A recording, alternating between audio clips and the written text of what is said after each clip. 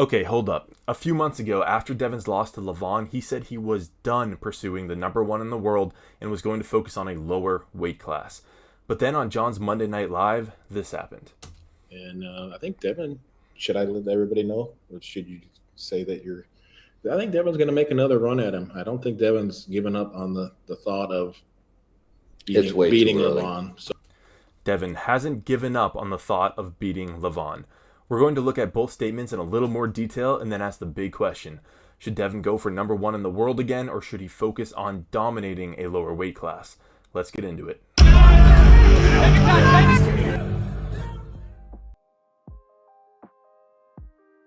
There's a screw loose in that man's brain, but I wouldn't put it back in place if I had the opportunity. Devon is considering, maybe, a little bit, once again, going for number one in the world, which means beating Lavon. P.S. Shout out to Hunster's Artwork, who gave me permission to use this incredible poster that he made for the first Devon versus Lavon. Alright, we need a little context here, so I'm going to take us back to the middle of July, right after Devon lost to Lavon, where he said this.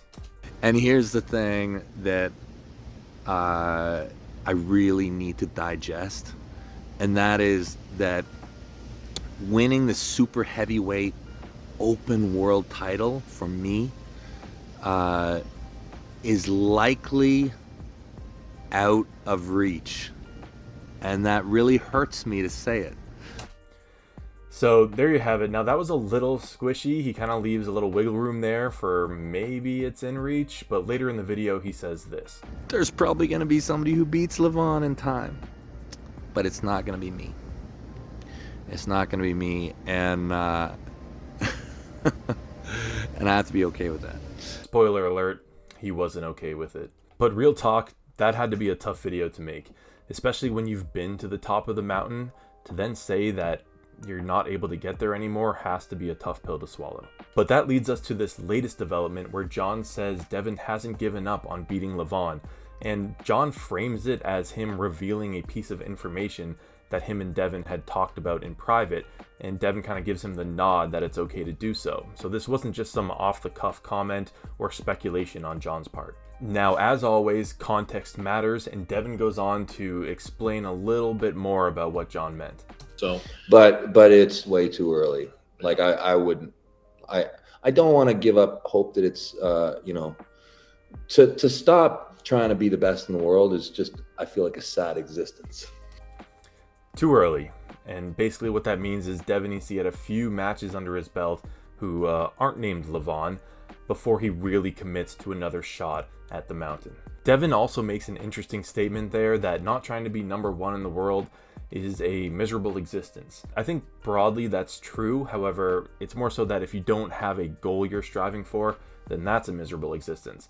It just happens to be the case that Devon's at such a high level that, you know, the only real goal for him at one point was to be number one in the world by beating Lavon. Even when I'm 80 years old, I'm going to be gunning for that number one shuffleboard spot at my nursing home. Now, if you've made it this far, please consider leaving a like and subscribe. It helps YouTube know that this is content you like and helps me know that as well. As for what's next for Devon in the short term, Engen did confirm that Devon will be competing at an East versus West event. I actually did a whole video on that, which you can find in the description along with every other video mentioned in here. But the too long didn't watch version of it is Devon will most likely be pulling the winner of Michael Todd versus Yevgeny Prudnik, likely at East versus West 6, which is slated for January. If Devon goes on to win that and then does well against, say, Hermes or Dave Chafee, Jerry Cataret, or Gennady, I think then we'll see Devon start to prep again for a match against Lavon. Now that's a lot of ifs, and he's got to do really well with his upcoming matches,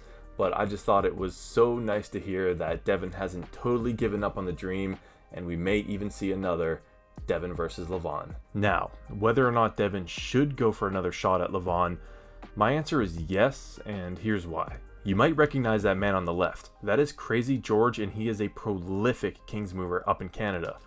Here he is getting a stop on a much larger and powerful pork chop. And that's really what the Kings move does. It attacks the hand so hard that it can neutralize someone much bigger and much stronger than you. This is another one of those multiple minute long matches, so definitely check it out in the description when you're done here. Now, I'm not looking to get into a whole debate about whether or not the King's move is legit. All I'm saying is that as someone who's pulled against some King's movers, it's a pain. It's tough to deal with, and it might be one of the only avenues for getting a stop on Lavon. To that point, Devon's only been really honing in on his King's move in the past few years, and there's every reason to believe that he can get it even better. Assuming he does so, and we'll find out over his next few matches, I think there's a case to be made that he should have another crack at Lavon. But what do you think? I'm sure we all want to see Lavon face some other people in the interim, but should Devin start revving up for another shot at the number 1 in the world, or stick to something like the 242s and likely dominate around there? So thanks for watching. You know I'll keep you posted on any developments in this area, so once again, please like and subscribe, and we will see you in the next one.